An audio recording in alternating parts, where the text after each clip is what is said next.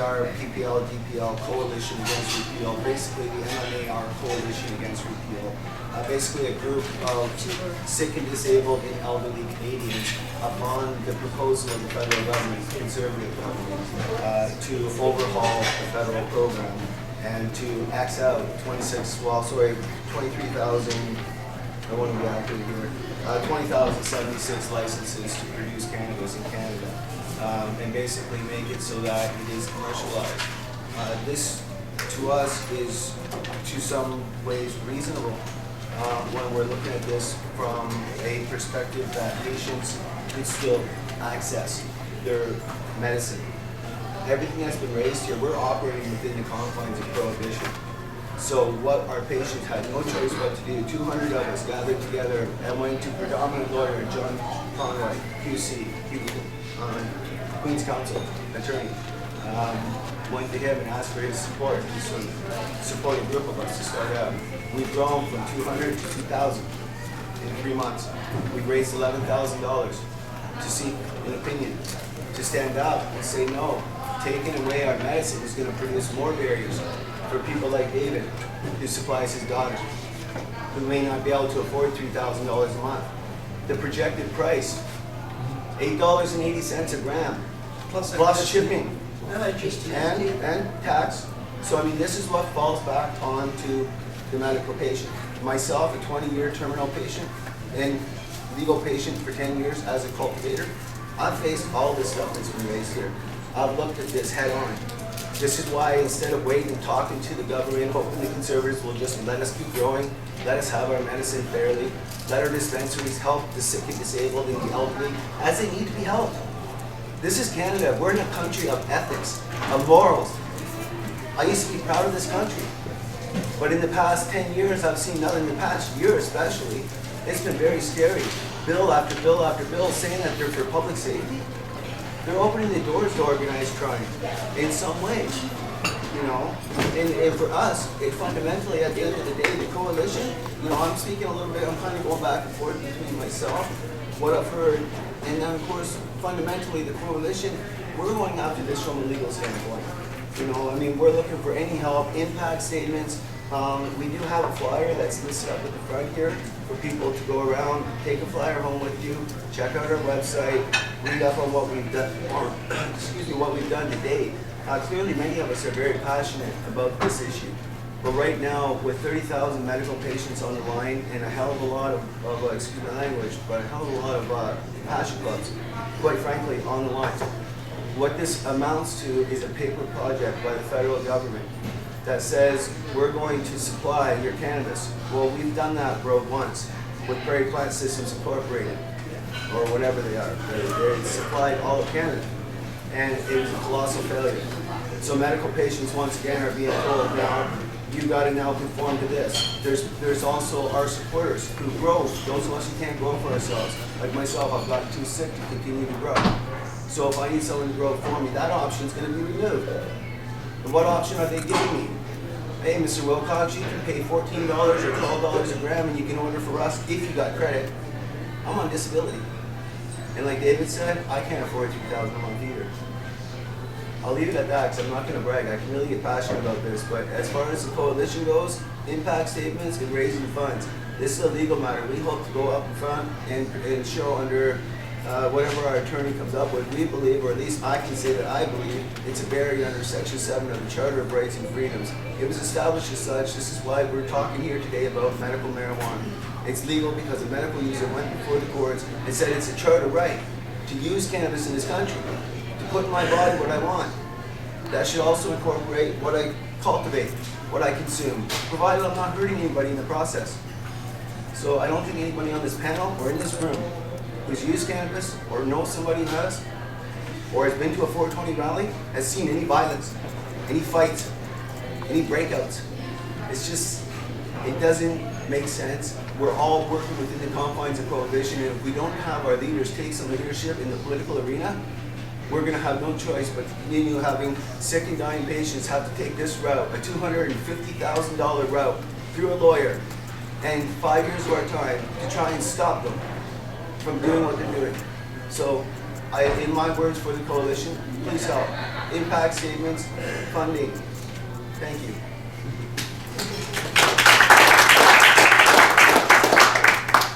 For legal medicinal cannabis use reside in this province. It's all the more reason for BC to be more proactive, you know, to look after our civilians and to make sure that they're not, you know, I mean, I'll go a step further. I work directly on the file with John Conroy, with this coalition. I filed over 450 impact statements from patients from across the country, province to province, many from BC. Most important, you know what their biggest fear is? It ain't about the plant as much as it is going back on pharmaceuticals, about being forced against their will, a right they won in court under Section 7, a right to autonomy, to put in your body what you so choose if you think it's going to medically help you. And nobody can judge you for that. And now we're sitting here looking at what is in the best interest and how do we get this passed for BC as a riding, as a group, politically. How's it going to help? Well, the elderly, having worked in a club, having run a club, I've worked directly with the elderly coming in. So there are a lot of people, so we can say gray haired, we can say young people, middle-aged people. It is medicine to everybody, you know, and it is most predominant in BC, you know, and equally, we see the crime in BC residing from it. And it's not all medical patients. This is the other misconception. They keep tying every fire, every mold issue to medical patients and medical grows without any actual facts or stats that it was a medical patient. These are other issues that are long-standing. Medical patients can grow for themselves for $1.80 to $1.20 a gram. Yet the government would have us pay $12. Take it away, citing what? They're citing that we're gangsters, that we're mold collectors, and that we're fire starters. I ask you, my friends, if you grew your own hobby stuff, say your own herbs or your own plants in your gardens at home, how would you feel if the federal government one day came in and just said that you were a gangster, you were a mold collector and a fire starter, and you had to shut down your operation? Boom, it doesn't matter if you invested $30,000. It doesn't matter if you're supplying 30 stores. The fact is, they're cutting you off. I sent a thing out on the network. I'm involved with a few people that are involved in this room. An equivalent, because a friend asked me to explain what the impact of this was. I said, at the moment, my daughter's medication costs me under $200 a month. From April next year, it will be over $3,000 a month.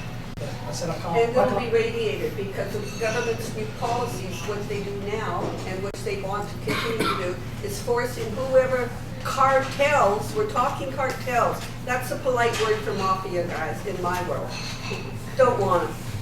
They're, part of their agreements is that they have to radiate the plants, and we don't know what that does to our bodies. David, carry on. Yeah, so the comparison I explained to a friend was that if you were told, if the government announced today that as of April next year you are no longer allowed to grow tomatoes and potatoes and other things in your garden, grow your own vegetables in the garden and then bring them in and cook them up and make a meal for you and your family, you're not allowed to do that anymore. You have to go out and eat at a restaurant 3 times a day.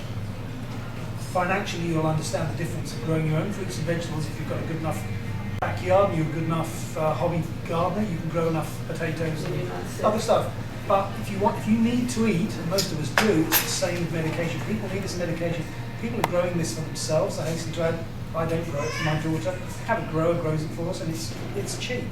The price the government is suggesting will be more expensive than the black market. Guess who's going to win that battle? The black market will win that, and everybody will be going to the black market. The black market's going to get bigger and tougher, and they'll have more money, and there'll be more debts on us. It's going to get worse. You know, also, the thing I would just to finish off the argument I was kind of laying out there was just that we can still produce our own beer and our own wine, and look at the destruction alcohol causes. Why can't I produce my own cannabis to help myself medically? This is why I asked you guys for help. And on behalf of the coalition and the 30,000 sick people I represent, I'm asking you for them. Okay. Please look at it from all perspectives. We have a question here, and Neil wants to talk. Jason. No, David. David, Actually, yeah. David said that we're going from 200 to 3,000 a month in a year. Yep.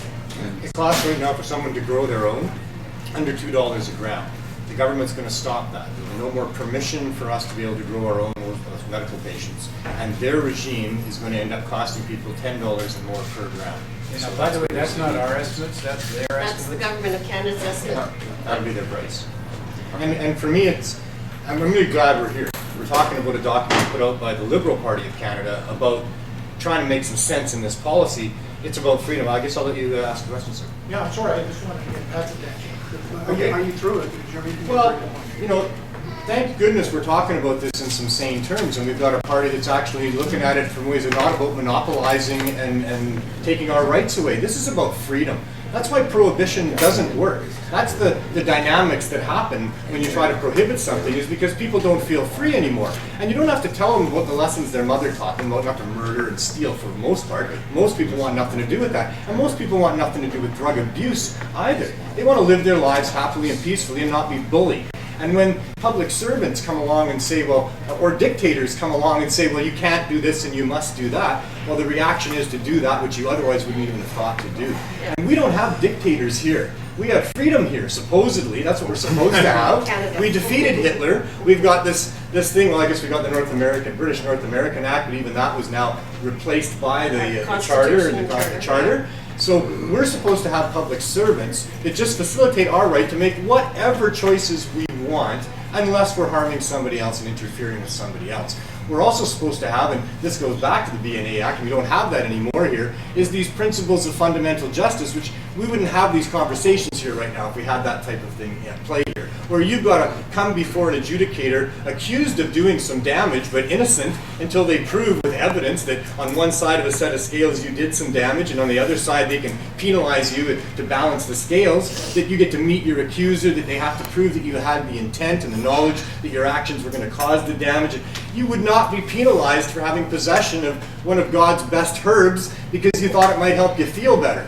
And that's what most of the court cases in Canada are all about. We're spending over $1 billion in hard costs on enforcement and corrections and courts to address a problem that's only a problem because they've made it a problem. And they haven't made it a problem because, as Steve was saying, to address drug abuse issues. That wasn't even why this was ever put into place in the first place. It's the only thing we would ever buy as a society. That's what they said it was all about. You know, keep people from going violent and insane because they're smoking some reefer. You know, that's how they took away our rights. But really, we're supposed to be free to make those decisions. Okay. Yes. So, just a minute. Yeah, Richard, and to that point, and what I heard here this evening, though, is something that I hadn't thought about, and the people that are so keenly interested in the issue on the medical, for the medical purposes. But those reasons, in and of themselves, are the best reason to legalize marijuana. And the legalization of marijuana will give the medical people everything they need. Only if you take care of the details before they legalize. In the states have legalized, not all of them are allowing the growing of their own plants. So that's why we're trying to get it injected now. The regulations become critical. I see where you have both is a critical balancing act. And with that, I think you make. It depends on what regulations get put on in the first place, and that's what that document's about, is how do we regulate. Christina? Well, considering this is a federal matter, I think it's important then for everyone who feels so strongly about this to become members of the federal Liberal Party. And this way, you get results. I mean, sitting here talking with the converted isn't quite going to do it. We're trying to harmonize. No, but I'm thinking, if you really, really want some changes, then I think you have to become politically involved. I found myself for the last month or so writing in Facebook and all these different areas where I interact with people. I'm standing up for liberal policy on legalization, speaking to it. I've critiqued this document and I've sent it along to people that are in charge. I had a nice chat with Eddie Fry today about some things. Well, just I like the direction this is going. I'm sure you're courting my vote, as are the other parties, and I'm willing to have that happen to help shift policy for all the Okay, parties. well, just But ensure if that, you guys you have your actually end vote. up with policy that is along the lines of what this document is going towards, and if it's tweaked properly, yeah, you bet I'll be a federal You mean liberal. if it's in the platform? Yeah, that's right. We want to get this into the platform. You don't and need to it be- looks like we're going to do it. Yeah. You don't need to be a paid Liberal member. You could be a supporter and push for the new leader to be the one that supports the better policy of platform. Okay, Joy, you had a, Yeah, Chris, it's not quite accurate to say it's a federal matter. It's not. Well, provincial. It needs to be a bilateral matter if we're going to have it dealt with properly. This plant was put under the CDSA by the state, and it's been there ever since, and they jumped on it and just use it to their benefit. We have the precedence setting pilot project of Insight, which is what, a lot of people are saying, how can you get a provincial program? We have the precedent setting bilateral organization and pilot project already. It should never be in the federal hands. It's never supposed to be in the federal hands. They can't possibly administer this in the federal hands. It really belongs in the provincial hands. But because of the way it's set up, we do have to have an agreement with the federal and the liberal or provincial. We lobbied every single leadership candidate at the conference. They all have the proposal. We personally sat with 6 of the 9 of them, and I've been corresponding with the other 3. Everybody said to us, thank you for bringing the medical component to our attention. We never thought of it. We thought legalization is a panacea. It should never have been a criminal issue in the first place. This is a But it medical and a is, health issue. and that's why we try to get the message out and show how many people are being abused by government, and they are already victims because they're sick. So every one of us are warriors, street warriors. We're sick. Jason makes no money. He's on disability. I'm on disability. I don't know about Neil. I think that our friend I'm just Steve an has a activist, job. family. Try to make David's ends meet. fighting for his daughter's life. The people who are making the money are the researchers and the academics, and they're not listening. And I don't know how to get that message. That's why we're here. You need to get the message, both provincially and federally, please. so I have a question here, and then David. Well, I've got a statement and a couple of questions. You don't have to answer them. I have to apologize to everybody. When you asked me if I wanted to legalize this, I put my hand up. I do not want this legalized. And I'm on a little bit of a journey. This is all new, relatively new to me. I have been in, we'll call it programs, AA, NA, for many years. My drug of choice, I've never used marijuana, was alcohol, and the destruction that brought to my life, my family's life, everybody around me. Jay and I got sober 10 years ago together, and he's running now 2 recovery homes. I do Bible studies in the recovery homes. I am as close to anti-government as you could possibly get. My issue here is we legalize this, we're giving the government the ability to tax the shit out of us. If we're not taxed to death already. No, it's just on, this document allows for home growing, for people to grow for themselves and their now, families and stuff. So I live in Surrey. I want to start using for myself. I have got many issues in my body. I'm looking for a doctor right now that'll sign me off because I'm in pain on a daily basis. I've not gone this route yet because it's not legal. I've got space in my home. I have space in my shop. I'm a businessman. I've had other people approach me. I can't touch this stuff. It's legal You can medically. with medical It can be. It Medical- has been That's throughout right, years. but I can't do anything in Surrey. They regulate what I do, where I go, and how I go about doing it. Okay, it ties my hands. I can do it in more sterile places like my shop, which is commercial, than I can out in the middle of a field in an old barn with rats running through it. And that's what Surrey's wanting me to do. It's like pound sand. That's municipal.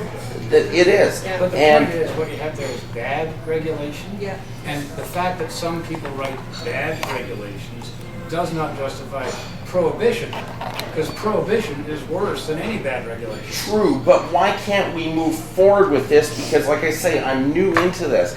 Everything that I've read, everything that I've watched, everybody that I've talked to is like, I mean, I honestly believe it's a miracle drug and it's created by God himself. And they're telling us that we can't use it except we use it their way. I know, man, we're We're with you. We are working right now, Jay and I are working right now with one of the men that's in his recovery house that is dying right now of the same disease your girlfriend took her life for. Then he should get on the cannabis no matter what the Hey, friggin' law says. Norman, you and I are brothers, His and I life find is worth myself it. sitting on this side of the table, you know, promoting a liberal document.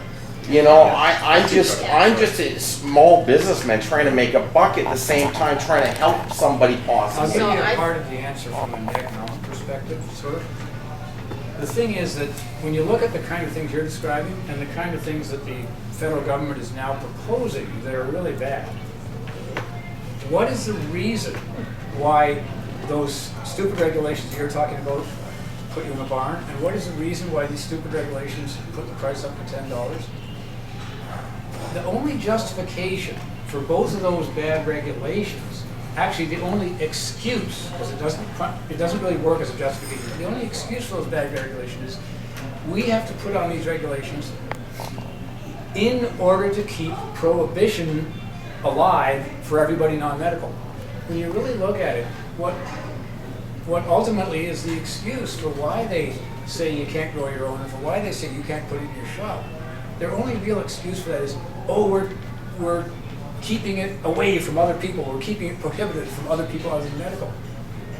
So the fact of prohibition is actually one of the big things causing all these stupid regulations. The thing that I'm seeing here is all of this has been generated by a stigma that I grew up in saying it's bad, bad, bad, only because nobody knew about what it actually could do. You know, and now we're being slapped on the hand saying, no, you can't do it because. I think those pharmaceutical companies that are behind the lies that we were told for decades, I think they knew very well the potential of Yeah, cannabis. there's a video on there about pharmaceutical lies, which is quite And enlightening the oil as companies well. and the paper companies Yeah. and the It's textile companies. follow the money and Follow the business. money, We yeah. have thousands Oh, I of know. I'm amazed I'm here supporting a liberal document. Jason's going to speak. I just wanted to follow up on a couple of things. Another thing that should be noted is when we're talking about these changes in policies that medical users have to face with, another one would be the federal government moving cannabis. You gotta remember the federal government never awarded the use of medical cannabis. They awarded in the courts the right to autonomy, to put in your body what you so choose. That's what Mr. Parker won back in 2000 in Ontario Supreme Court. So when we look at this and the government moving it into tobacco, I ask myself why. I hear Steve mention about the U.S. liquor store cannabis model. I ask myself why. Washington State, no production. Why? Canada, phase out, there was no production. Why? You're right, it's about the $300 billion industry. That's what this is about. It's about the money. But when money steps on ethics, there's a problem in Canada. When we start putting money before the people and money before our morals, we're no longer a citizen or a country of citizens that can sit there and pride ourselves and say, yes, we look after our sick and our disabled and our elderly. Yes, we're proud of our medical system. And that we're not going to stand up and allow more bills to continue to pass that serve to harm people like yourself, Norman, and anybody else in this room who's suffered while working in the confines of prohibition. This is why legalization is the only way. Question is define legalized.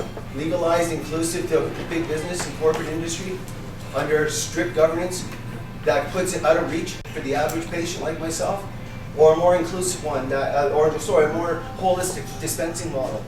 Something like Compassion Clubs have done for the past 15 years. Something that's already in place.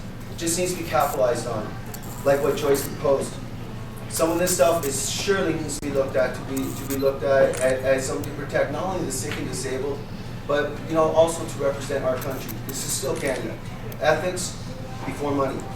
Well, what if we took Canada and used Iceland as an example and put the politicians and the bankers away?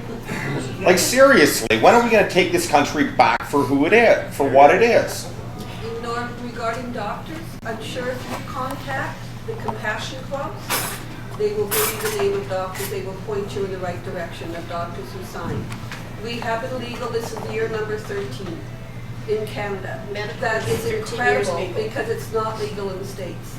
And actually, you're fortunate to be in BC, it's easier to get that doctor here. Than anywhere else. Yeah. We have more doctors here signing than anywhere else in Canada. Okay, So Dave had a that's point. one thing there. I just going to say, I don't know, Christina, just one thing I would say about talking about the federal thing. I've heard this argument a lot in the last 18 months. It was mentioned here, we've had a discussion here about things like Insight. Insight is the most enlightened institution in downtown Vancouver, which has reduced significantly and has helped a lot of people, saved a lot of lives. They had to go to court. They had to Our go to government, Supreme Court. our government, and I'm ashamed to say it, and I will not call them the gentleman who's in charge of it, who likes to call it that government. It's the Canadian government. It's not his government. It's the Canadian government. It represents us as people. But they went to the Supreme Court. Got, I think it was 9 judges. They voted 9-0. Insight is doing great work. And that individual would have hated it. Our leader would have hated that. But there we are. It shows that we can have a provincial model. We already have a provincial health system. We also have a provincial liquor system. Cannabis should be under the same thing. Why does it have to be federally controlled? I see no reason for it at all. The same way as Washington and other states are doing it, they're using the liquor control boards to do it. Our BC liquor control board could be the same way, could take over cannabis and could regulate and do that. Although legalization is not my main focus, I'm still looking at it from the medicinal perspective. So I have another question. Anybody on this side that hasn't asked a question or